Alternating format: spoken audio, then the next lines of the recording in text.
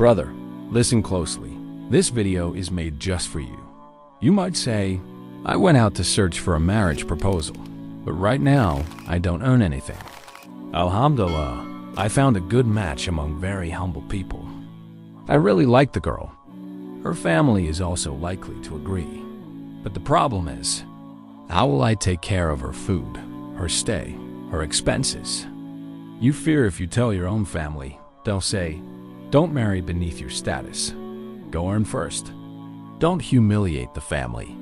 But dear brother, let me ask you, have you told the girl's family the truth?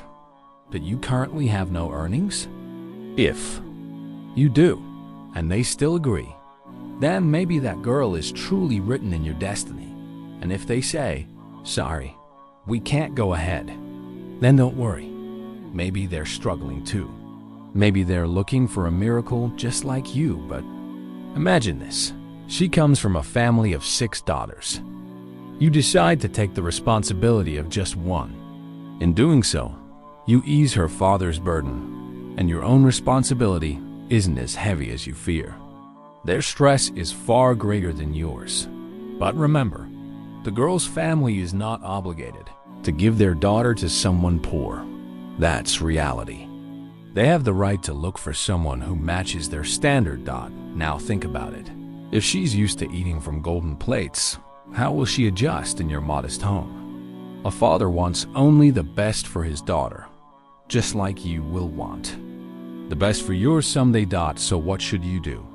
Look for someone simpler. Look for someone whose life situation is like yours.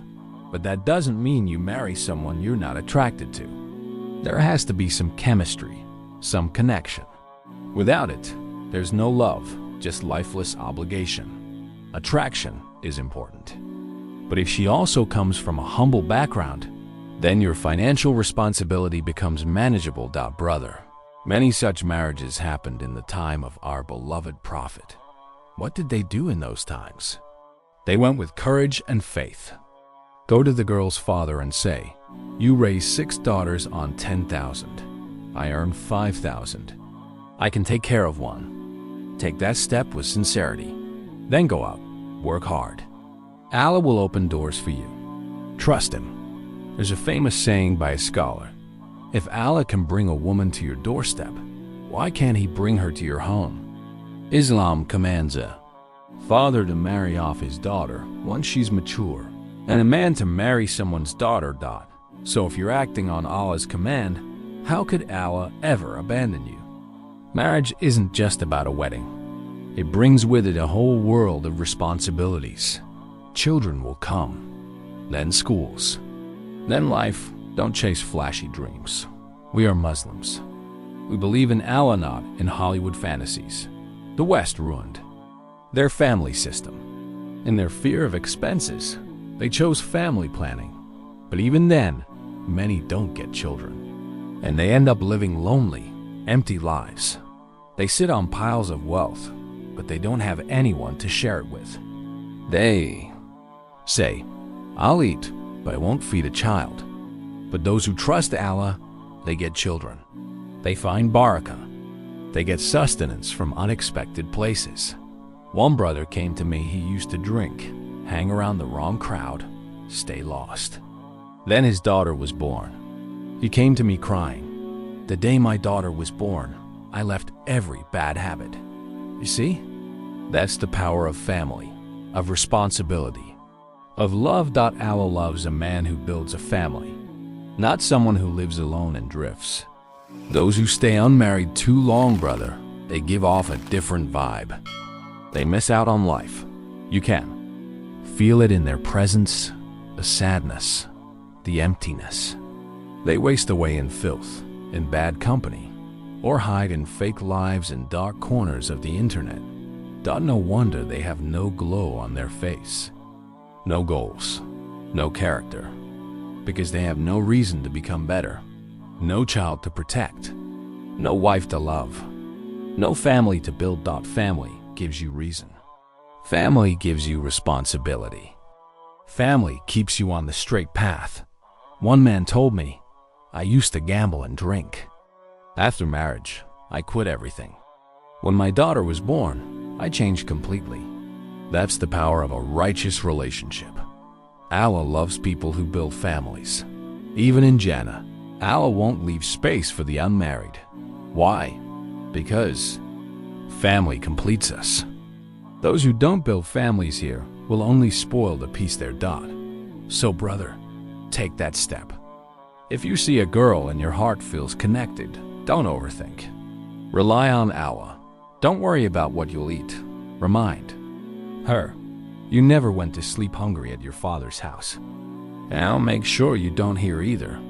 I'll sell vegetables, drive a rickshaw, do whatever I must. You just make dua for Barakah. And remember, when the wife comes, so does Rizq. This is your test.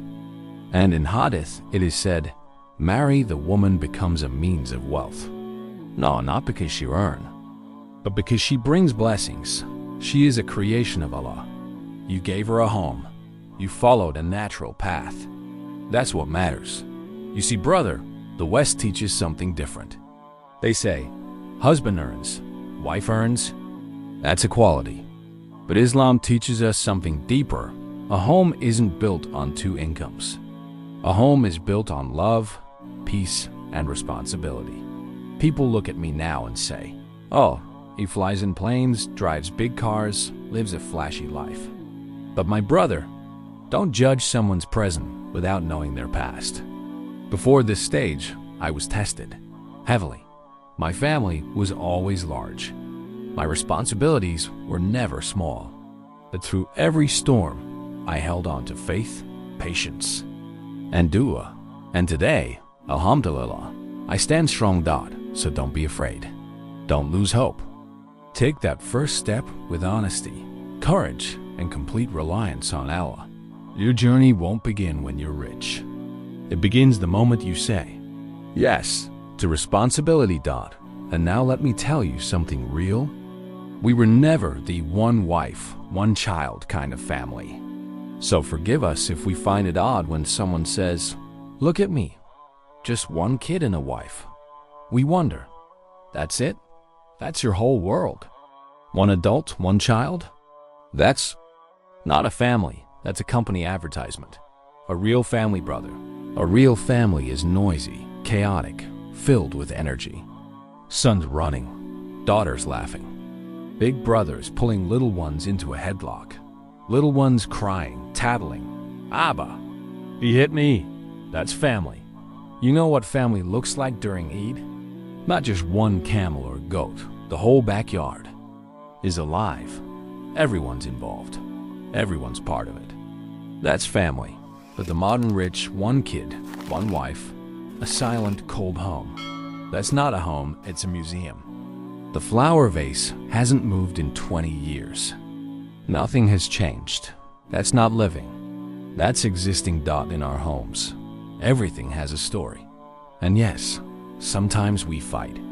Sometimes we shout, but that's the sound of a home being lived in. That's love. That's life. Never confuse a workplace with a home. In offices, everything must be in order. Quiet, neat, perfect. But a home isn't meant to be perfect. It's meant to be alive. At home, kids knock over glasses, misplace shoes, shout across the room. And you know what? That's beautiful. I remember when we were kids, lined up outside the bathroom at Fajr. We used to laugh and fight over who gets in first. Our father would see us waiting and smile. He loved those mornings. And you know, kids, once they're inside, they take forever. Sometimes he had to knock and say, come on out. Others need to go too. These were the memories that made us who we are. Big houses. Sure, but the best homes are not made of marble. They're made of moments, laughter, family. Don't be fooled by the Western lifestyle. They've replaced family with entertainment. Their joy, it's temporary. Their happiness, bought in bottles or borrowed in women. Take away their wine and they fall apart. They don't know love. They don't know belonging, but you have something better. You have Islam. You have purpose. You have family. And Islam gives you a clear, beautiful structure. the man earns. The wife is cared for. That's how love grows. That's how peace lasts. Let me be clear. I'm not saying it's wrong if a wife works. Yes, sometimes life demands it. But that should be the exception, not the foundation. The man is the provider. The wife is the heart of the home. That's the system Allah designed, and Allah's design is always perfect. And when a man marries a woman, he's not just gaining a partner. He's accepting a sacred trust. He's taking someone's daughter, someone's heart, into his home. But today, some men delay marriage. Some leave women struggling to survive. If she's forced to step out just to live, who is at fault? Islam is calling you, brother. Stand up and say, yes, I will take responsibility. And if you take that step in obedience to Allah, He will never leave you alone. He will help you. He will bless you. He will open doors you never saw coming. But if you disobey, if you ignore His guidance and delay what's right, what kind of future do you expect? Marriage is not a burden. It's a blessing. It's a path to peace. It's a shield from sin. It's a journey toward Barakah. So, what are you waiting for? Stop waiting for wealth. Stop chasing the perfect timing. The right time is when your heart trusts Allah. Look for a woman who understands simplicity, who understands your struggle, who brings peace, not pressure. And when you find her, say Bismillah and begin, you'll see your rizq will grow, your peace will return, your strength will increase. Because Allah doesn't just send you a wife, He sends you a partner in Barakah. And remember this, will Allah ever help someone doing something that displeases Him? Of course not.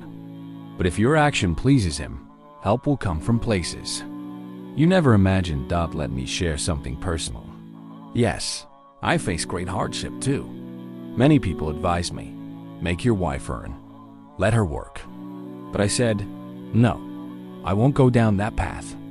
Even if I have to sleep hungry, my family will eat with me. And if I'm full, they'll be full too. Brothers, we took the test. We went through the storm, and we're still standing. Kids are growing.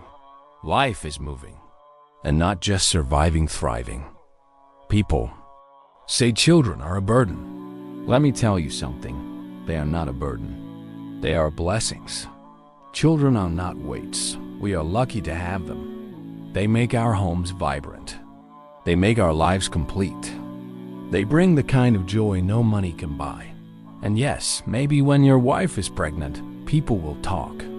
You don't even earn much and now you're having a baby? Let them talk.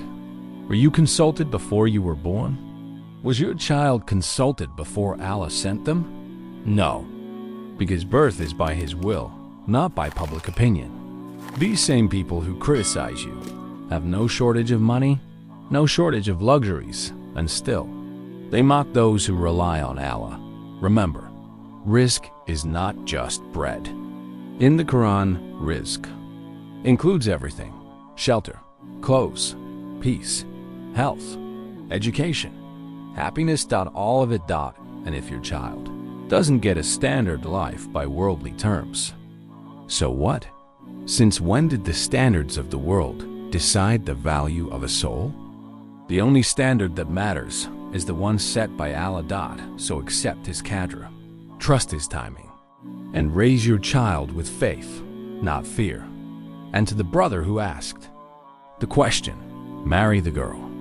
If she feels right to your heart, marry her. Say Bismillah, trust Allah, and move forward. And if someday there's nothing in the kitchen, remind your wife, didn't your father go out every morning to earn something for you? Well, I'll do the same. He came home with something, so will I. Inshallah, maybe you grew up because of your father's effort, and our children will grow because of mine. It's not about luxury. It's about intention, effort, and dua.